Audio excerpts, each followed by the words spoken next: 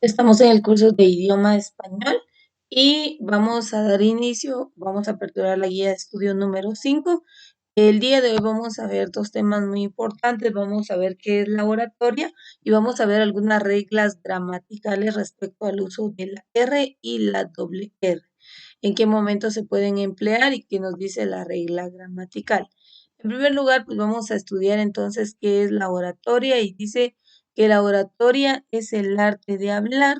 Anteriormente, si bien recuerdan, pues yo les había explicado qué es el habla, qué es la lengua o idioma, y dentro del habla se recuerdan que explicábamos que es la forma de hablar de determinado grupo, de determinada región de personas, ¿verdad? En donde han empleado una forma de expresión oral. Entonces, la oratoria dice que es el arte de hablar, modo eficaz para deleitar, conmover y persuadir a una persona o un grupo diverso de individuos.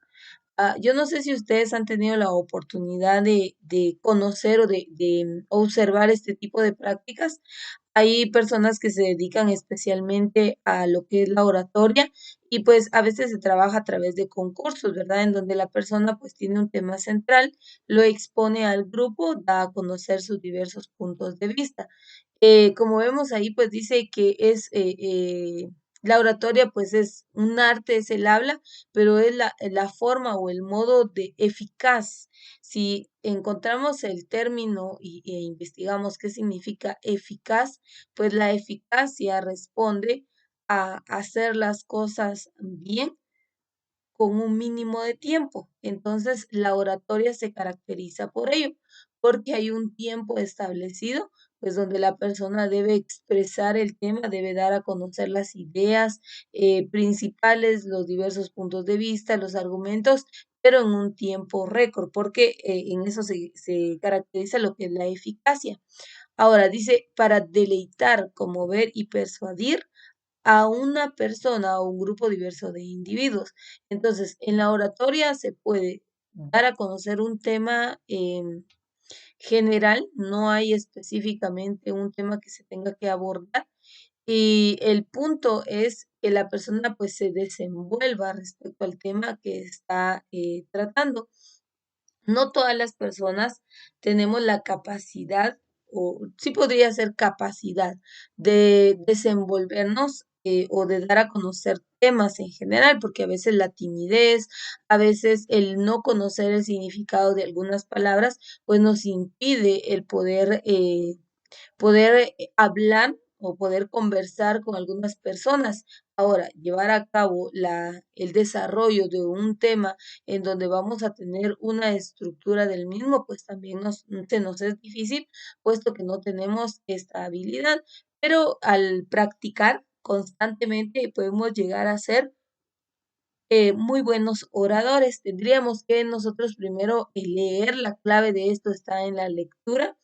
Alguien, por ahí hay una frase que dice que sin lectura no hay conocimiento, es decir, que es importante la lectura para que con ello nosotros vayamos ampliando nuestro conocimiento, que conozcamos el significado de las palabras, que aprendamos nuevas palabras, que conozcamos en dónde podemos emplear dichas palabras, pero se requiere de la lectura. Dice un buen orador o una buena oradora influye en la forma de pensar de quienes escuchan. Y esto también por eso dice que la oratoria dice que es el arte de persuadir o es el arte de hablar y de persuadir.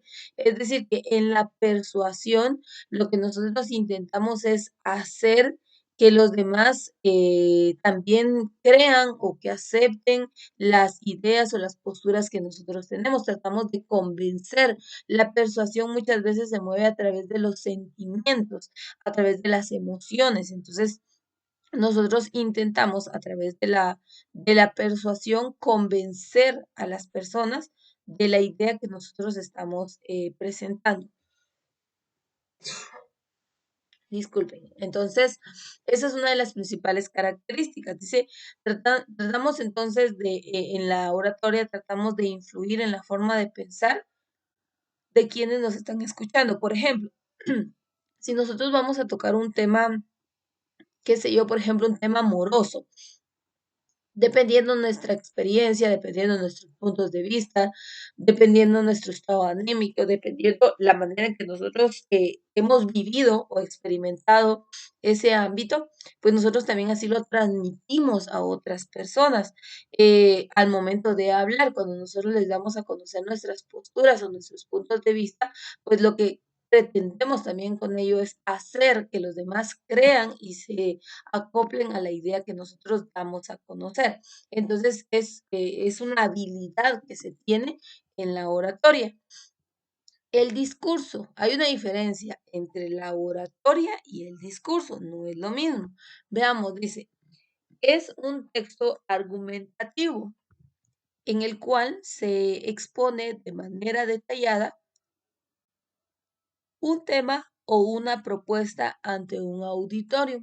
Entonces, como les decía, la diferencia entre la oratoria y el discurso es que en el punto anterior, que es la oratoria, expresamos o hablamos, expresamos a través del habla algunas ideas, algunos puntos de vista, desarrollamos temas, sí, pero el objetivo es no es tanto informativo, sino es deleitar, conmover o persuadir. Entonces, la diferencia entre el discurso es que en el discurso ya tenemos un texto argumentativo, regularmente son textos científicos, en donde nosotros pues creamos un tema, estructuramos un tema con una introducción, un desarrollo, conclusiones, y pues lo damos a conocer a las personas que están presentes, ¿verdad? Entonces dice, el discurso es un texto argumentativo en el cual se expone de manera detallada un tema o una propuesta ante un auditorio.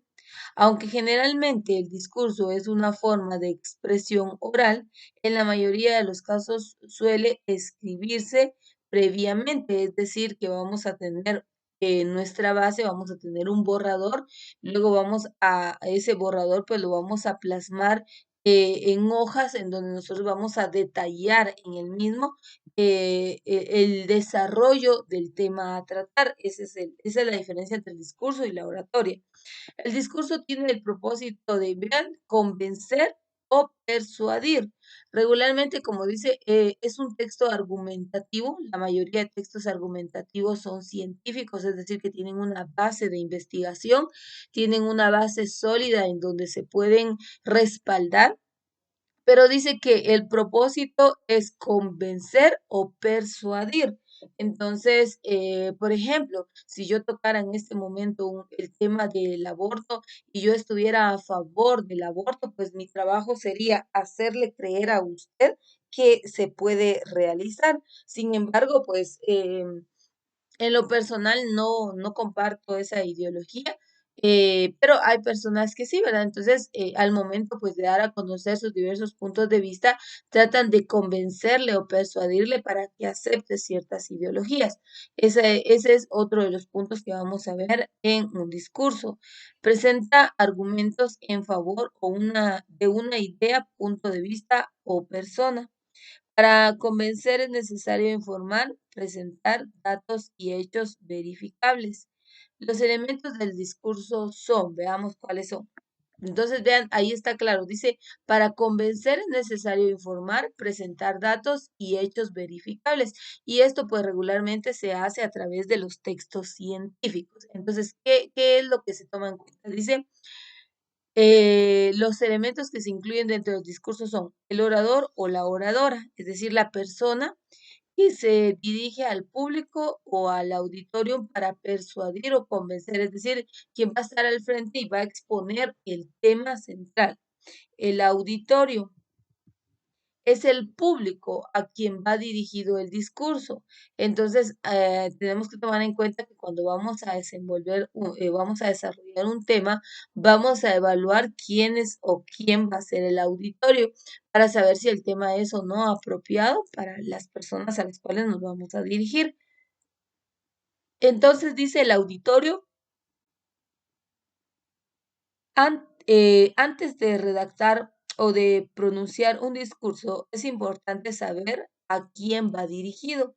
Un discurso para un auditorio de estudiantes es diferente del que se pronuncia frente a una multitud reunida en la plaza pública. Y era lo que yo les decía, ¿verdad? Tener claro hacia quién dirigimos nuestro discurso, tocar temas acordes al auditorio y que no pueda ocasionar alguna controversia o pueda ser ofensivo para nuestro público. También el espacio se tiene que tomar en cuenta o el área donde vamos a desarrollar nuestro discurso, el texto, constituido con la introducción, el desarrollo y la conclusión. Yo les decía que siempre cuando se va a exponer un tema, es importante que nosotros dividamos tres partes en el mismo.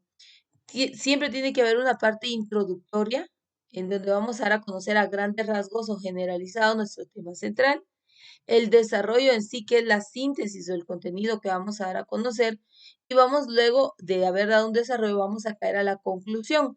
Aquí le podemos agregar que puede haber como es un tema que nosotros estamos desarrollando, no va a dar oportunidad a que nosotros pues aclaremos dudas o preguntas porque es un tema que se está desarrollando. Entonces, regularmente, y estas son las partes que tenemos que considerar, la introducción, el desarrollo o el contenido o el tema que vamos a desglosar en sí y la conclusión. La intención o el propósito, qué es lo que se busca a través del tema que se está desarrollando. Y dice, aunque el propósito de todo texto argumentativo es convencer, la finalidad o la intención varía de un tipo de discurso a otro. Así, por ejemplo, tratar de convencer a alguien para que vote por un candidato es diferente a pretender modificar conductas humanas mediante un sermón establecido. Entonces, vean, ahí está claro cuál es el propósito o la intención, si queremos convencer, si queremos persuadir, si queremos informar, si queremos orientar, cuál es en sí la intención de dar a conocer dicho tema. También dice la duración, ¿cuánto tiempo? Anteriormente hablábamos que no, en lo que es la oratoria hay un tiempo establecido, hay un tiempo que se nos permite desarrollar un tema, qué sé yo, 20 minutos, 10 minutos, 15 minutos, una hora, y pues en ese tiempo tenemos nosotros que desarrollar la introducción, el desarrollo del contenido y las conclusiones. Entonces tenemos que saber cuánto tiempo tenemos disponible para desarrollar dicho tema. Y dice, la duración, dice, la extensión del discurso depende del tiempo con que cuenta el orador. El orador u oradora deben contar con el tiempo suficiente para exponer la conclusión. El discurso, para cumplir con su objetivo, debe constar de las siguientes partes: introducción o exordio. Normalmente la introducción contiene una fórmula de apertura o vocativo, como queridos amigos, señores y señoras, etc. Además, solicita la atención del público e informa acerca del tema y la intención del discurso. Entonces, aquí nos explica qué es la introducción en un discurso, qué es el desarrollo, dice, es la parte central del discurso. En ella se expone de manera clara y detallada el tema y el objetivo principal del discurso. La conclusión operatorio, pera- peroratio, perdón, es el cierre del discurso. Habitualmente en esta parte se piden las principales ideas y se motiva a los receptores para que opten una posición en relación con el tema. Entonces aquí anteriormente veíamos que las partes de un discurso son la introducción, el desarrollo y la conclusión. Y aquí nos explica qué es la introducción, qué es el desarrollo y qué es la conclusión.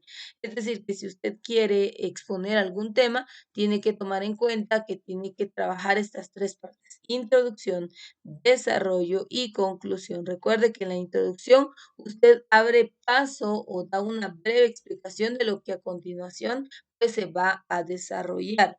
Y se dirige al público. Aquí están las formas correctas de poderse dirigir al público, algunas ideas que usted puede tomar para que su discurso se vea formal y pues usted tenga una buena presentación. El desarrollo, que ya explicamos, que es dar a conocer el tema, y en sí la conclusión o peroratio, que es ya el cierre del discurso. Entonces ahí tenemos la estructura del discurso. Aquí hay algunos ejercicios para que ustedes los puedan realizar. Esto lo van a hacer en casa luego de, durante la semana usted va a resolver esos ejercicios. Hay otro tema, este lo vamos a ver la siguiente clase, que es el análisis de las oraciones compuestas, pero nos vamos a ir rapidito a un tema gramatical.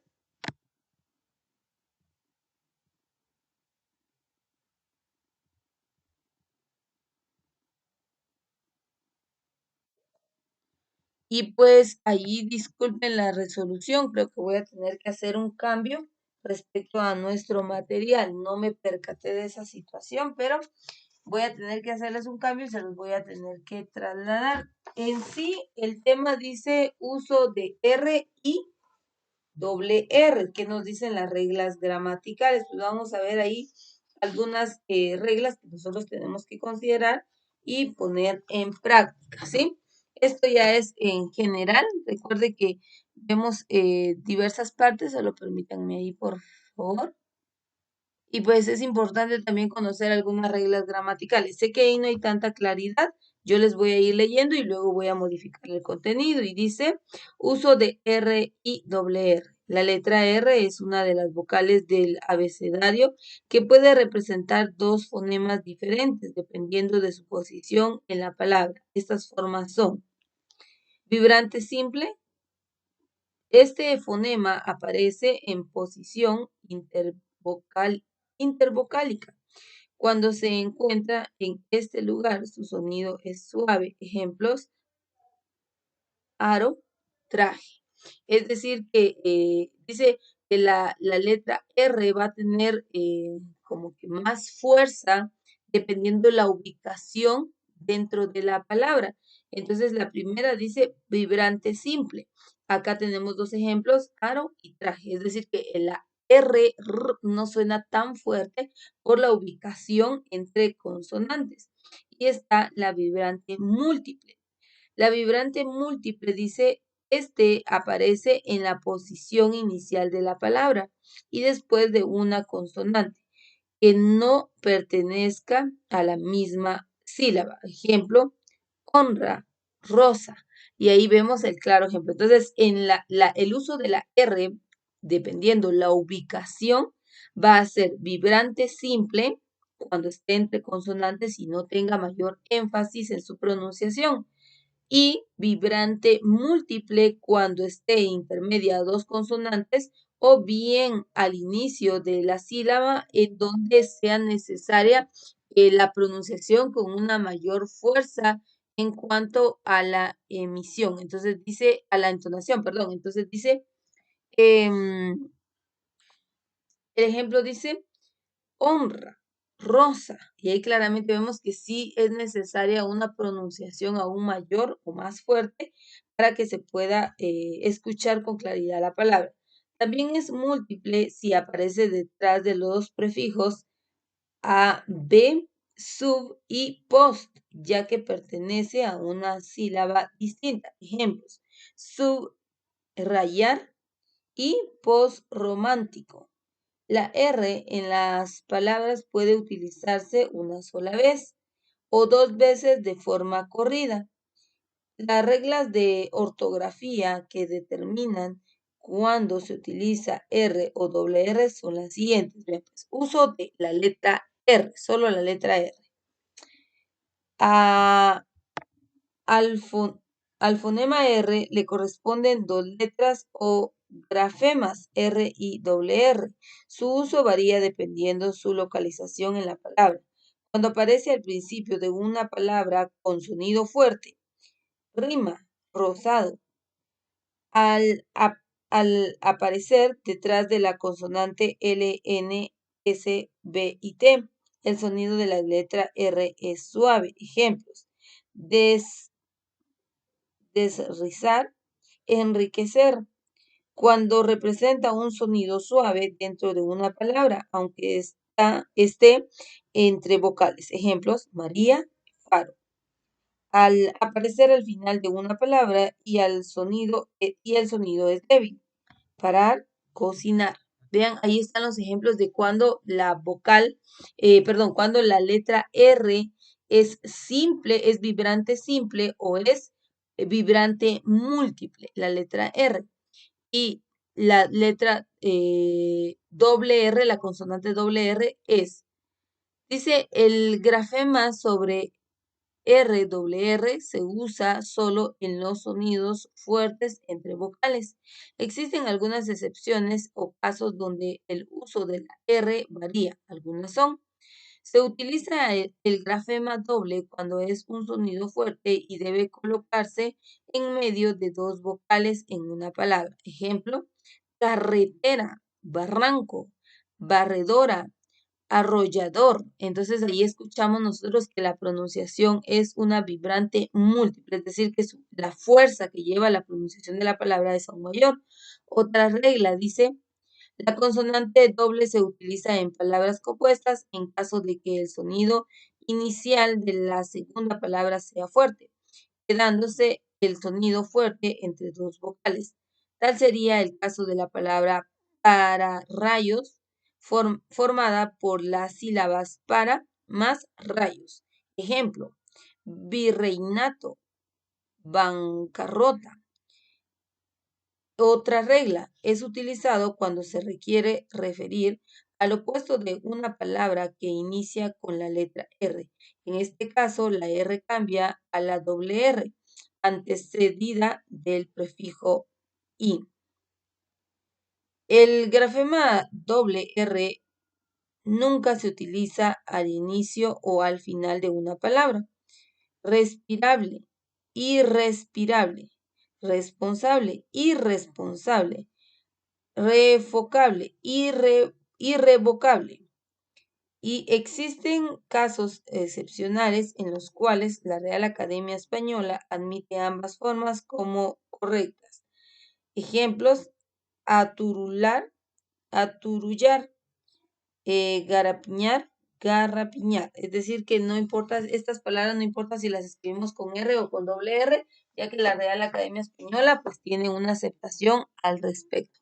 Entonces voy a modificar este último apartado, porque sí, en la resolución pues está muy, muy claro y lo voy a modificar y entonces se los voy a estar haciendo llegar. Aquí hay algunos ejercicios para que ustedes puedan resolver y pues también les voy a hacer llegar una vez más este PDF de la última sección del uso de la R y doble R, pues para que ustedes puedan conocer esas reglas gramaticales y cuando tengan que escribir alguna palabra, analicen si es una variante simple o una variante fuerte, si se escribe con R o doble R. Así que con esto cerramos la clase del día de hoy del curso de idioma español.